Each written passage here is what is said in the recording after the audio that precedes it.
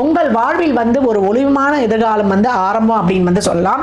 நீங்கள் வழிபட வேண்டிய தெய்வம் யாருன்னு கேட்டீங்கன்னா, ராயபுரத்தில் இருக்கக்கூடிய அங்காள பரமேஸ்வரி அம்மனை செவ்வாய் வியாழன் நம்மளுக்கு ஞாயிறு அன்று வழிபடக்கூடிய கடகம் மிக சிறப்பான ஒரு தொழில் மாற்றமும், அதே போல ஒரு நல்ல ஒரு பாக்கியத்தையும், ஒரு உத்யோக மேன்மையும், ஒரு பொருளாதார வளத்தையும் காணும்னு சொல்லலாம். 3 நெய் தீபங்கள் வியாழன்ல நீங்க போடுவது, அன்று அன்னதானம் செய்வது உங்களுக்கான வாழ்வில் பல ஏற்றங்களையும் மாற்றங்களையும் கொடுத்து, இன்னல்களையும் துயரங்களையும் துடைத்து உங்களை ரொம்ப சிறப்பாக ஒரு இதுவரைக்குமே மூச்சு விட முடியல ஒரு புதைக்குழியில் மாட்டிக்கொண்டிருந்தோம்னா உங்களை கையை கொடுத்து ஒருத்தர் மேலே தூக்கி உங்களை காப்பாற்றுறாரு. அதுதான் இந்த குருவானவர் ராசியில் சரராசியில் அவர் உச்சநிலையை அடையும் பொழுது மிகச் சிறப்பான பலனை கண்டுகொள்வீங்க. ஏன்னா சந்திரனுடைய வீடு ஒரே மனம் ஒரு சஞ்சலமாகவே இருக்கும்.